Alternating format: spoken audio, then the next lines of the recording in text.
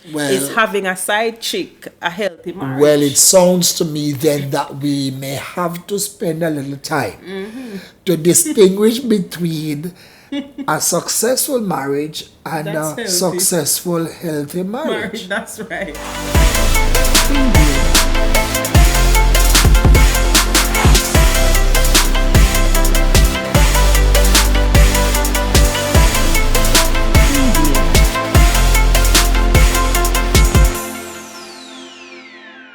Welcome to the New Foundation Christian Ministries B1 Marriage Video Podcast.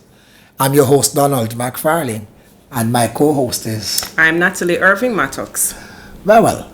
So before we continue, Natalie, it may be useful to just perhaps introduce ourselves. But why not do it differently? I'll introduce you. Fine. Yeah. Right. So Bishop McFarlane is the senior pastor of the New Foundation Christian Ministries located at Shop 21 Washington Plaza in Kingston, Jamaica. Bishop is married to Lady Marlene McFarlane for 30 years, and they too have a daughter, Abigail McFarlane. Bishop is also a professional counselor. Bishop, do the honors for me. Well, as you heard, this is Natalie Mattox. She is happily married to Mark for 13 years. Yes. And she has an adult daughter who is married and living in Canada with her husband and daughter. Right, that's right. And your field of work, Natalie, we must advise that you're a corporate executive and you work in conjunction with the University of Washington in providing training and development for health professionals. Yes. Including doctors, nurses, that's and right. keeping persons on the cutting edge. That's correct. Indeed. And Natalie also is quite involved in our church, as director of counseling and training, and doing a tremendous job, I would say. Thank you, sir. Thank you. So it's great that we are together. By the way, it seems like everywhere you go, training and counseling follow you, so you might as well stick with it. Yes. It is on that note that, in fairness, I would want to just remind my audience that this is your brainchild, yes, actually, and at your mentioning of it for me to partner with you, I was not hesitant. We are very intentionally not making it mundane, not making it the usual marriage topics, but certainly to unearth some of the hidden things and some things that persons are even very hesitant to talk about. That's right. In fact, I believe that part of the raving report that we have been getting over the previously released series is an account of your candidness as it relates to things within and without the bedroom. Yes. Natalie, you think that you're from a conservative background, Natalie. You're from a conservative background. What gives you the confidence to be able to speak so... Conservative, what kind of background? Church background? There you go. It's really on the church side. Yes. But you speak with little, if at all, any inhibition. Right. And even personally. Yes. What? Well, I mean, apart from, as you mentioned, from the health background, but that's not it. The truth is that I think that these are just real experiences, and I feel confident and comfortable enough to acknowledge that I've been through this. And I'm not ashamed of what I've been through, and so I'm willing to share that with others, and also to listen back to others as they speak to us. So I feel like there's nothing to be ashamed of. We all have issues in our marriages. And sometimes I find too that the church prevents us from being very open and honest about these issues. And so being in the church, and as you rightfully said, from a very conservative church background, we felt like talking about things like sex and what you like and things that you would enjoy as a married couple, those things should be a taboo, and I find that that's the kind of environment that we've fostered in the church, especially in this country. In Jamaica, it's like anything to do with sex is an issue, anything to do with some real issues in our marriages, we're not supposed to talk about them. The church would generally look as if, oh, everything is okay. We're supposed to portray this image, especially somebody like me who, as you said, from a corporate background and at a certain level in leadership, it's as if, oh, you don't have real issues. And so I think this provides an opportunity for us to just be real with people.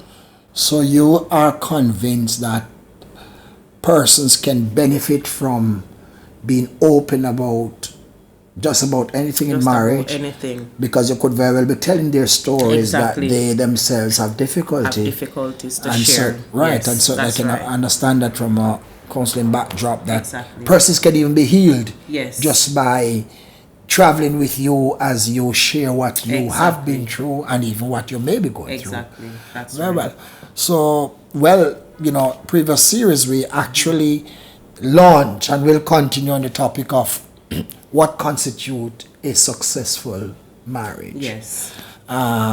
So we did turn our attention to Janet, who was on the streets, that got the views of some persons, and perhaps we should once again see how Janet has interacted with them and take us from there. Yes, let's see what the Yes. people have to say in the streets Very of well. Jamaica. Good afternoon. Good afternoon there. Might I ask you a question, please? Go ahead. Thank you. Are you married?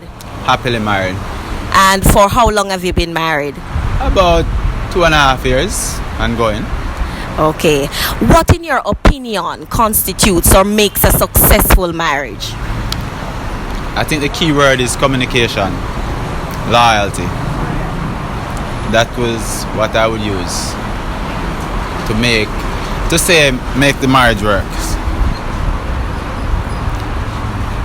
Those two things go hand in hand, and when people can talk with you and the reasoning ability or relationship strive on the reasoning, I can say anything to you, you can say anything to me, you can express how you feel, and we work together to make it work. Then we move forward. Thank you. There you go. Thank you, Janet, for the report from the streets. But can't help but say, Natalie, that I wonder if Janet went out on a Sunday, because these church people apparently see, you know, gentlemen wearing a tie and giving this kind of church response, I call it. Yes, You know, I agree. Well, there are essential, you know, things about, you know, matters of trust and so on. But I don't know if they are really all touching on the real issues. What say you? Right. I agree with you, Bishop. I find that you're right. That's the same thing I was saying. It's as if the society, it just shows what is out there. To me, it's just part of who we are as Jamaicans. Because we've listened to a few Vox Pop, and you notice most of them are basically saying the same thing.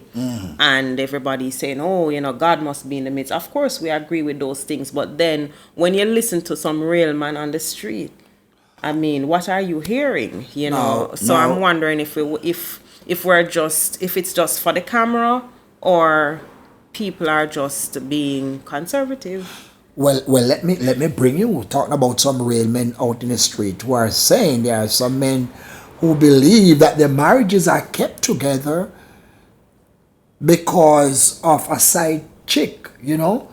It provides energy, excitement. So when the wife becomes miserable and disconnected, they would have adequately had a good supply of whatever they need elsewhere. And so they can continue with this image that we church people and even our society think is a marriage that is working. Yes. But there are other factors at work, Natalie. Well, yeah, but the thing is, you said it right. I mean, I'm sure a regular man on the street would, of course, agree that, just as you said it, that there are other things. But is that a healthy marriage? Healthy. So that's there are two things at play here. We're talking about a successful marriage, but we also have a successful, healthy marriage. Well, is having a side chick a healthy marriage? Well, it sounds to me then that we may have to spend a little time to distinguish between a successful marriage and That's a healthy. successful, healthy marriage. That's right. Now, so if somebody has been married for a number of years Yes. and they have acquired material wealth, and they are doing well. They take the vacation. Children are going to recognized schools. Some have even, gone on to their professional years of choice, and the marriage is still standing after 20 years, 25 even. Is that not a successful marriage? I'm asking. Is success measured by the fact that you're still They're holding still together? Yes. I get the point you're trying to make. But That's in not that, really success though. It's like a business. You can have a business continuing and it appears on the surface to be successful, but when you check your books, you're not making any money. yeah. So it's the same kind of situation you're talking about here, because yes, you're going for 25 years, but then it's not a healthy marriage. You're not really building each other. There's no trust, as you heard even from the Vox Pop. The communication has deteriorated, which probably why he has she has Joe and he has the chick on the side. There's no so some of those elements that would make it a successful, healthy marriage is missing. You see, where I'm trying to get at without being controversial is that marriage in its most perfect sense is going to be defined by the church from a biblical perspective. And let's say that is, non-compromising. Mm-hmm. But then there are persons who will argue that we have an understanding of what we do. In fact, the wife is feeling loved. The husband feels comfortable. They have their planned dates and events. Their children respect them. But then there's another side to their lives that is even suspecting of one party, but doesn't make it an issue. And that's what I'm saying. Are you coloring this thing with your Christian view now, Natalie, or not? I don't think so. Yes, we heard the people on the street, and they would appear to be speaking like Christians, because some did mention about having God being the center, and as I said, the different tenets that were mentioned. But a lot of those, to me, they transcend through whether you're Christian, non-Christian, Buddhist, whatever. I think those tenets are still important to really have a successful, healthy marriage. I can't see that a man who is married and having a side chick, I cannot see that as a healthy relationship, because somebody is suffering somewhere. Yes, but remember now, we are trying to understand, unless we are moving on to a healthy relationship, but we're talking about a successful marriage, and what constitutes a successful marriage. Right. Is it synonymous to complete fidelity?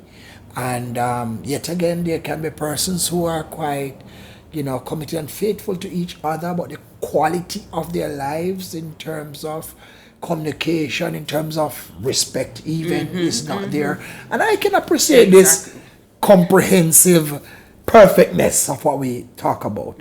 But I just wanted to make a distinction as to whether it is synonymous to say a successful marriage means that it is a healthy marriage, or vice versa.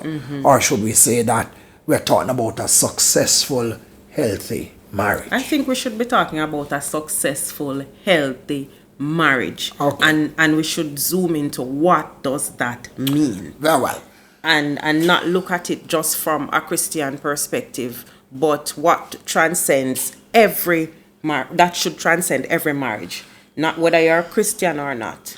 All right, hence what we'd have gone through already, like communication. So we talk about trust now. Exactly, we spoke about trust, we spoke about communication. Some even spoke about making God the center of their marriage, which is very important. All right. So let us talk about one of the more practical things, like that of showing appreciation to your spouse. Yes. Now, what does that mean to you as a woman, a wife? Well, for me, I think that means just being able to, as my husband, being able to show that he appreciates what I'm doing for him, you know. And I'm not talking about Valentine's Day coming around, you need to show, give me some gift or so on. But daily just being even comfortable enough to say, honey, I appreciate you. Thank you for what you have done. And show, you know, making your spouse feel as if whatever you're contributing to the marriage is important. Yes. I think that is of, you know, fundamental value to us, especially as women. We like to feel appreciated. You know, we like to feel wanted. Recently, as you did that, how do I reconcile this? Somebody posted in our couples chat room of our church. Right. And essentially saying what makes a man happy. Yes? And a few things were listed, you know, like the woman perhaps preparing his meals, sleeping with him, and no more than about 7 pointers. Wow, yes. And then the flip side, it continues to say, what makes a woman happy? How does a man make a woman happy? And the listing got up to about 35 and not yet finished. Oh my goodness. No, they like to make us as women look bad enough. I think they like to make us. No, come on, actually. I think this is quite real. I get your point. I get your point. Yes. I mean, for us as women, I think we sometimes need a little bit more than maybe the man. But how are we going to appreciate what the man offers, which is really not a short change from where he sits? Right. You know? Yes. He won't give you all the fine details of everything and comb your hair and put a ponytail and those kinds of things. But he takes care of the essential things. Exactly. Which, even in the absence of saying it, Right. that I love you, Exactly. those things are being amplified. Yes, I'm happy you said that though, because I mean, I can even speak from my own personal experience with in my marriage. You know, I remember when everybody, a lot of people, several, you know, friends, family members, they would come around and they would say, oh, Mark does not love you. And when I asked them, what do you mean? What is love to you? And when you check it, Bishop, I mean, whether we want to accept it or not, a lot of women see love as what you can give to them. You know, so if you're giving them money and, you know, everything, you know, you buy up groceries and the house is filled with food, and for a lot of women, that's love.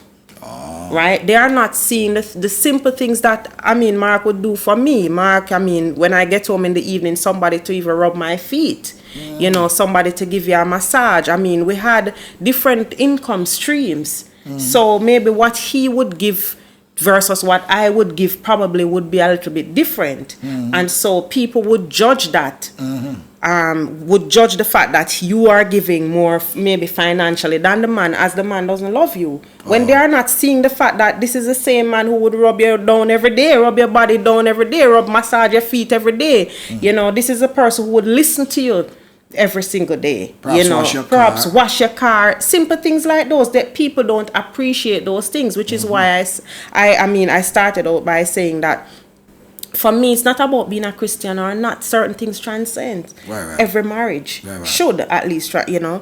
To me, it should cross borders. Right. You know, and what is love to you might not be what loves mean to me. And we could even get into those hierarchy of needs a little bit later on in our episodes. Right. So right now we are speaking, you know, not in a biased way, but directly towards persons in a marriage relationship. That's right. To appreciate what their spouse Exactly. brings to the table. That's right. I think a big portion of this is to go back to premarital counseling, Exactly. you know, what constitute the foundation upon which they came That in a is it. relationship. Exactly. And that could put some things in perspective, eh? Exactly, and that the foundation is what is going to be of critical importance in your marriage, and I think that's an area, Bishop, we need to explore a little bit more. Well, we are coming from the new foundation, Christian Ministries, so we'll have to deal with foundation. Yes, that's right. We'll have to hold it at that this time around.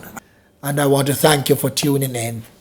Thanks to my co-host Natalie, who has been part of this discussion. And I want to thank our sponsors, Motox Health and Fitness, who has graciously sponsored us. And to our very own producer, George Malcolm Walker, behind the scenes. Natalie? Yes, thank you, Bishop. We invite all our viewers to continue to share their comments with us on all our social media platforms. Please subscribe to our YouTube channel at the New Foundation Christian Ministries and follow us on Instagram at NFCM Official. Like us on Facebook at New Foundation Christian Ministries.